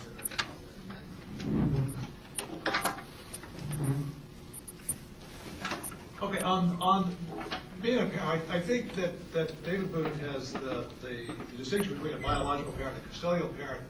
I think that being a biological parent is not simply the genetic relationship alone. It's that one has done an act which one knows might produce a child. If I find out I've done that, as soon as I find out I've done that, I know I have a responsibility to that child and to that mother. I've done something, even though I didn't intend for it to result in the coming to be of a child. I've done something that I knew might result in the coming to be of a child. Now that that child comes to be, I have a special responsibility to that child that I don't have to children, say, over in some other county that I don't know of. So that special responsibility is going to require me to perhaps quit school and get a job or get a second job. It might require me to do do some very onerous things. But I think that the source of our special responsibilities is not simply that we have consented to those responsibilities or consented to relationships that generate responsibilities. Sometimes we acquire special responsibilities through no consent, through no choice of our own. If I'm walking across a field and I find a baby in the field, then I have some special responsibility, even though I just found this baby in the field. I can't just go and throw this baby in the woods so that nobody will know that I saw and came across the baby. That would be morally wrong to do that. I have a responsibility to take the baby home. If I take the baby home and then I can't find someone to adopt it, I think I have a responsibility to take care of the baby until I can find somebody who will take care of the baby. So I think I can acquire special responsibilities, I think, through coming into a kind of union with or acquiring a certain connection with other people. And then that gives me that connection. I ought to care for myself, but I also ought to care for those other people who are close to me in various ways. And a child that I produce is very close to me, and therefore I have a special responsibility to the child. Now, I think that means that I ought not to choose. There are two things I think. The first of all, it means even if the child's death is a side effect, if I were a woman, if I were pregnant, I was choosing to avoid the difficulties of pregnancy, and that's what I was primarily doing. And I think if that's what motivated me to do it, the question here is not just mixed motives or sort of the question is not just. Yo, what's good, man? Well, as an afterthought. Oh wait, if you guys are speaking, I can't hear you right now. You can't hear me? What is it that moves me to You can. will? Oh, now I can hear you guys. Oh, now you can hear me? Yo, what's Is good, man? that Dean Boy? Yeah, this is That Nick. is Dane, yeah. Yeah. We're watching Yo, a video of yo, a guy Dean. get belted in abortion, bro. Oh my gosh, Victor, bro, you're coping so hard right now. Look, this is the face of a winner. This is the face of a loser, That's the looking face of a down, not even thinker. looking That's at the face of a not even thinker. looking at his opponent in the eye, bro. Oh, what's like the proposition that's like losing right now? Like, what did he say? They're debating on the ethics of abortion right now. Boonen gave arguments concerning like autonomy or whatever, and then Please like beating the shit out of it. So that's not true. Even though I don't know what he said because I was like reading this. Yeah, so how can you really analyze who's winning when you're not really paying attention? Because he's a loser, man. No, Look he's at not. him. Yes, this has been in. No. To get the abortion, to remove the baby, is to avoid the responsibility of the child, and that's why I think that is not just an afterthought, but that's what motivates the choice. But even if that's not what motivates the choice, even if what motivates the choice is the intention to avoid the difficulties of the pregnancy, I think it's still unjust. I think the problem I see with the approach of David Boonen is that, and Jude Thompson, and developed very much like in David Boonen's book, is that it seems to me that it's still saying that it's okay to do something that causes a very grave harm in order to avoid something that is very, very much less of a harm. Pregnancy has difficulties, but it's not in the same category as death. So it's unfair to cause a great harm in order to avoid a much lesser harm. Especially when I have a special. Yeah, I have a question. To the person to whom I'm calling. This has to do with this video. Can you just say that, like, when we're referring to, like, death, right? We could just say that it's, like, separate from the life. So we wouldn't take it to be, like, the worst thing that could happen to a life. Because you cannot be, like, alive and dead at the same time. Like, the thing, like, that, you know, the action of death, right? Is the process to it. Or, like, you cannot be dead and alive at the same time. I think that'd be, like, a contradiction, right? So, how do you say that, like, death itself is, like, the worst thing that could happen to you? This assumes like I'm assuming this is like what, an Epicurean understanding of death. But even then, when you ask me that question, like how can someone just like assume otherwise? It's like, I don't know. I'm like very I'm really at home with my own interior certainties, right? It's almost like I just interpret the question almost like a shifting of the burden, right?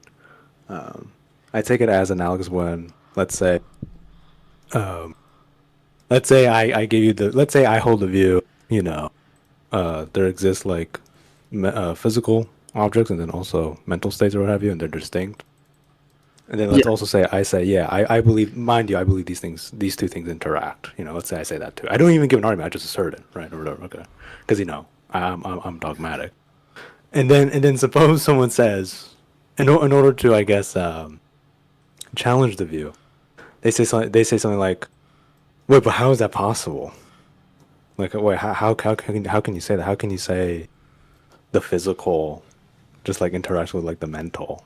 You know, how is that possible? How can you say that, right? Yeah. Isn't that incoherent, right? Isn't that incoherent? And it's like, well, incoherent to who, right? Incoherent to who? Like, when I think of something incoherent, you know, I just think of it like this. You know, something is incoherent if it already doesn't cohere with the beliefs I already hold, right? And if you already don't hold to that view of mine, then yeah, of course it's going to be incoherent, right?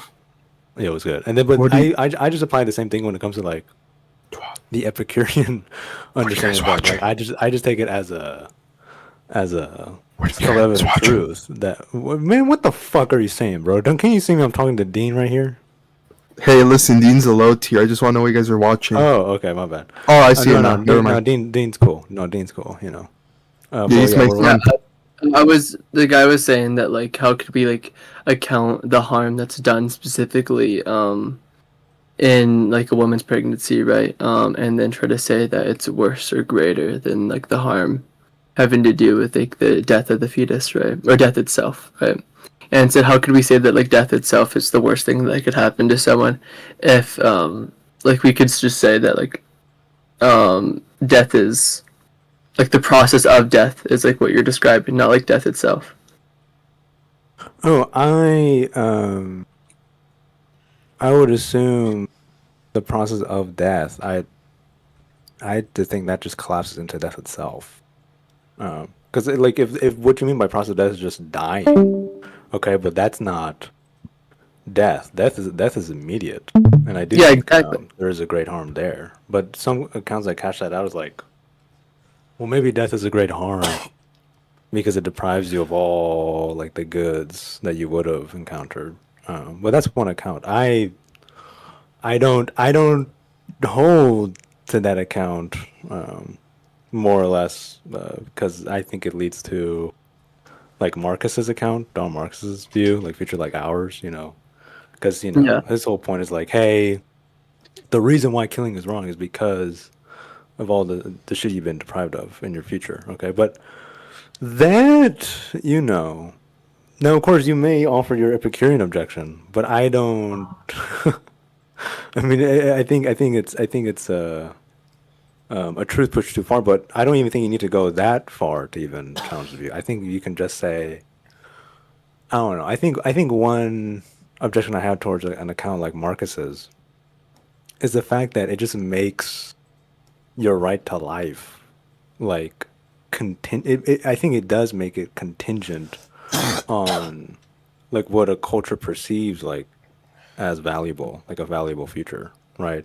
Because his account does say that if you were like a severely disabled baby, like maybe with anencephaly or whatever, you get killed. It's okay to get killed, right? It's okay, that's fine. Because why? Because you don't have a valuable future like me or whatever, right? Okay. But then like the issue then becomes, but that just makes the valuable future dependent on like culture or maybe technology of the culture, right? If that makes sense, right? But if that's the case, then what do you do in cases of like in certain cultures where we didn't have technology, more or less, to like rescue slaves or to save slaves or to free slaves, right? Like it seems to me, and let's say all they had was just a life of pain and suffering because they were in that state, it seems to me they don't have a valuable future like ours, and so it's okay. It's okay for them to get killed. Now, of course, maybe I'm strong-manning the view, but yeah. Sorry for the ramble, by the way. No, you're fine. I was just curious. Yeah, continue. Gonna continue the video. No, yeah. So wait, do you hold a Epicurean understanding of death? I'm not sure, honestly. Oh, you're not sure? Okay, so why did you offer that objection then? Like you just No, I was contrarian? I was curious. I wanted to see like. Okay. I don't hold to like a lot of views. Most of the questions I ask are out of curiosity. No, it's all good. No, I'm just teasing you, man. There is a. I'm actually gonna start going through a book that actually brings up the Epicurean theory of death. There is like a beautiful argument there by Lucretius, because it's Lucretius that I think teases it out first. Well, not first, my bad. But he kind of goes like, well, death shouldn't be seen as a harm or something bad to you, because in the same way before we came to existence, we were like practically dead, so to speak, and we didn't, perceive it as a harm or something. And so why should we perceive it as a harm now, right? Yeah. Yeah. Wait, hold on. Wait, who's calling me a pussy? Oh, wait. Victim says, or hold to some sort of objectiveless theory. Charles going to play the video because Patrick Lee's getting belt to ass. Yeah? Yeah. Oh, yeah, but yeah, Dean, I recommend The Philosophy of Death by Stephen Looper. It's a book I have on my desk right now. Yeah, okay. And also, I think I sent you the books I have on my other account. No, I know. Why? But the thing is, one of those books you got there, bro, I am tempted to debate you on, because I already know what that book argues for, right? Are you actually who what I think you are? Are you actually what I think? Yeah. I'm not on NS. No. Sorry? I'm not an NS, like a Nazi. Oh, okay. Are you a Holocaust denier, or do you have sympathy towards Holocaust deniers? No, I think there's a hesitation. So you do, right? So you. No, I think it's 6 million. Sorry, you think it's 6 million? Yeah, I think it's 6 million. 6 million Jews. Yeah. Okay. Well, what the fuck is with the hesitation, little nigga? No, sorry. Oh, what is I was thinking if I was gonna give like a long answer or like a short answer, because then 12 million.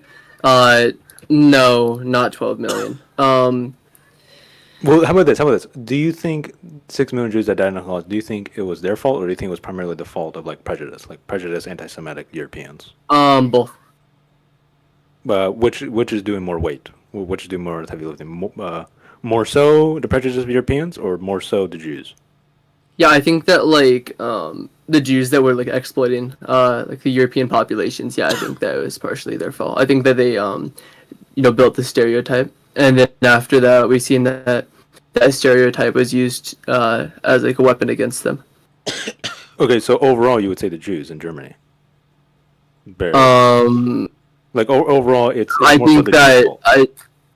I think that they're the ones that led it into the stereotype. Yeah. So yes. Yes, Dean? Wait, what?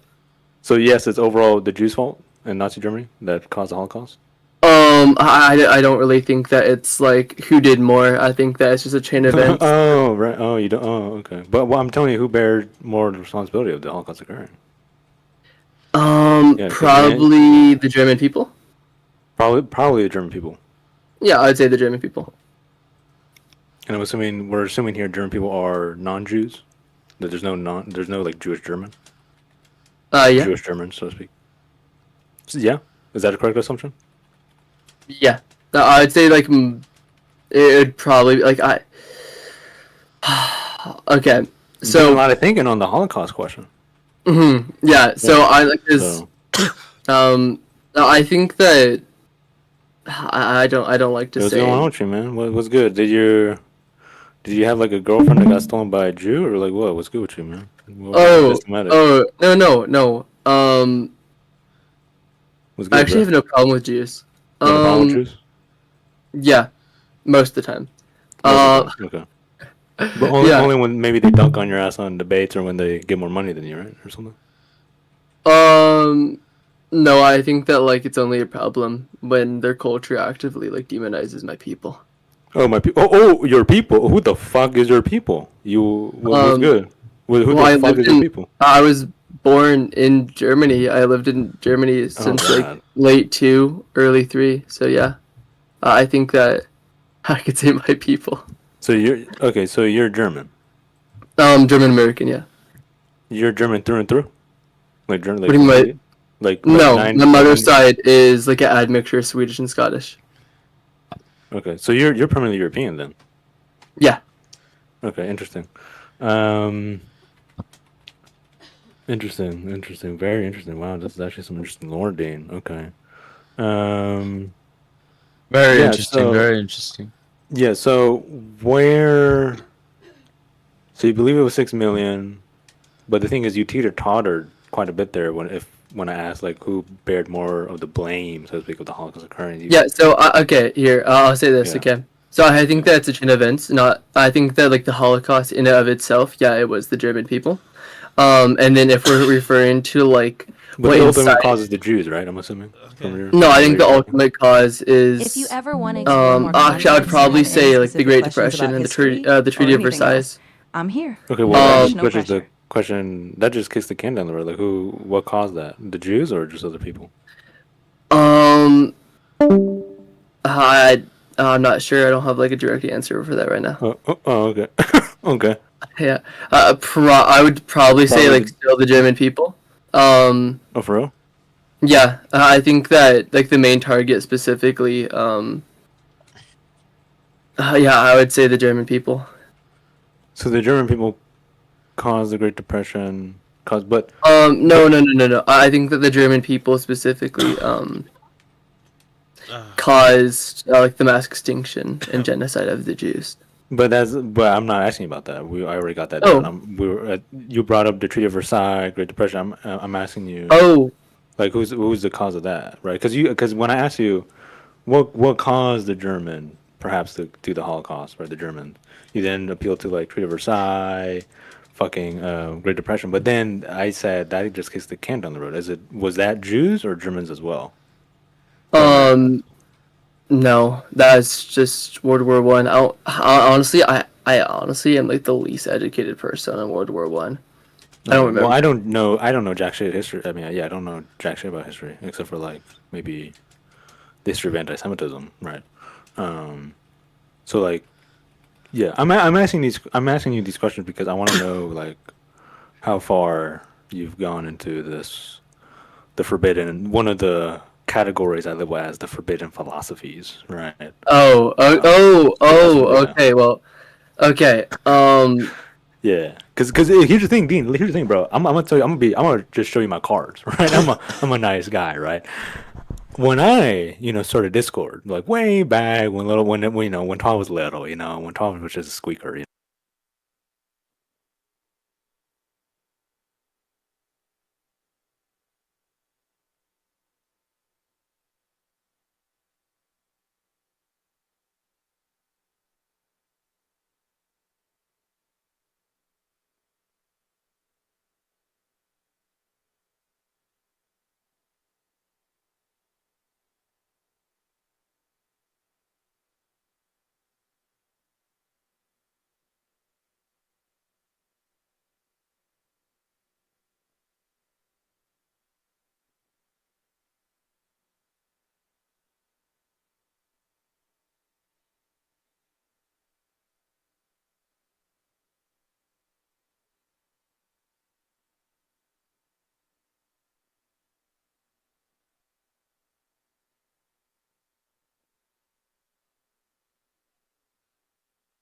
or like expression of genes is influenced by the culture of the people, right? So if a culture values like physical strength, of course we're going to see that the women are going to prefer men with physical strength, right? So I think that like a lot of things with the Jews, genetically, they're probably smarter. I'd honestly say they're probably smarter, specifically Ashkenazi Jews. Okay, so we got Ashkenazi Jews or Jews overrepresented, and that they're pretty smart as of now. Yeah, and when I say overrepresented, I mean specifically in the economy or business. Okay. Why do you think that is? I think that specifically like the segregation in like Rome, probably. From the Civil War? No, I mean, not Civil War. My bad. Like fucking, you know what I mean? Like the from like when they got into when they were segregating Jewish Americans or something, and they got into No, Rome, no. Like as in like Rome, like the empire. So we see that like a lot of Jewish populations in Rome.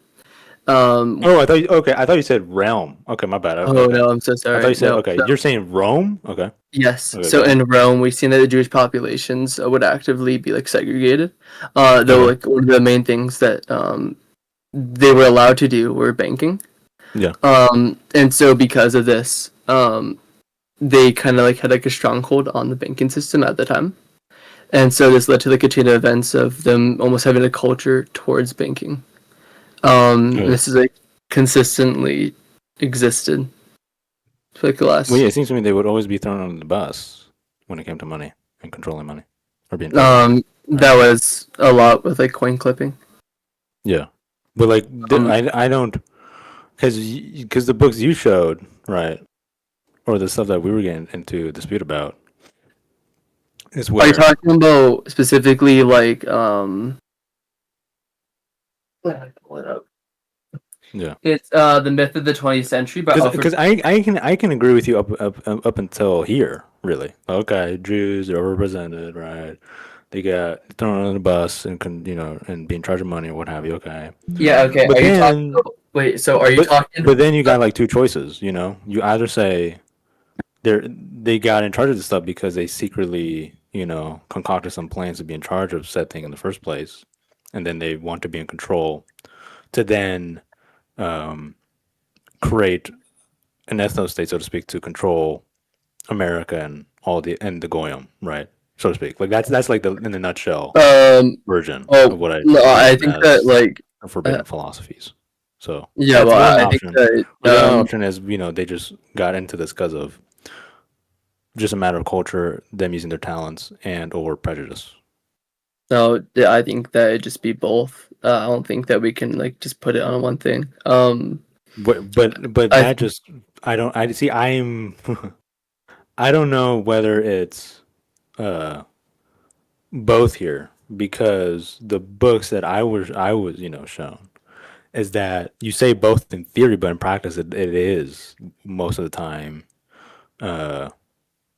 Jews do want the power, they do want to control the world, and they do want to subvert societies into them following their own creeds or what have you. Right? Yeah, well, I think that's like a common practice specifically with Abrahamic religions, though. I don't think count that just to the Jews. But why are the Jews all the focus then when it comes to these books, or when it comes to this philosophy? I think that with like the Christian faith, you have like this dichotomy where either Christians love the Jews or hate the Jews. We've seen that like since the 60s, Jews have been almost loved by like Christianity, especially by like Protestants. Yeah, but I think you and I both know why they're a decent amount of Protestants love them, right? It's because they think that they're doing that, so to speak, so Jesus can come back, so Jesus can believe in God or believe in Jesus, just so Jesus can come back, which uses them as like a mere means as an end, right? Yeah. Yeah. Wait, so one of the books. Wait, so when I sent you the picture of the books, right? The book you're talking about, are you talking about the myth of the 20th century, the one with the swastika on it? Yes, I believe that is, if I recall correctly, that is. Okay, yeah. a book by a Jewish person who actually thought the Holocaust was a myth or mainly fiction. No, he wasn't Jewish.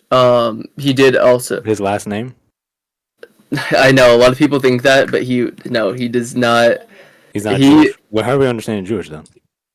Yeah, so when we're referring specifically to Jewish people, it'd be someone whose mother, right, their mother's Jewish, and then you have this line, right, and then we see the father passes down the tribe, right, the part of the tribe that you're. Hold on, pause. That leaves out other types of Jews who are Jewish via father, the father bloodline, instead of the mother.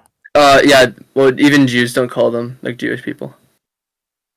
Okay, does that prove that? Wait, does a group of people saying to another group of people that they're not of us, does that prove that is the case? No, I think that genetically they are, but wait, like spiritually they're not Jewish. Spiritually they're not Jewish? Yeah, that's what they like refer to as. Okay. Hold on, let me look at the author though real quick. Oh, okay, let me see. Yeah, he's. Oh yeah, this guy looks familiar. He's not German. I'm pretty sure he had the highest IQ in the. Yeah, of course you would know he has the highest IQ.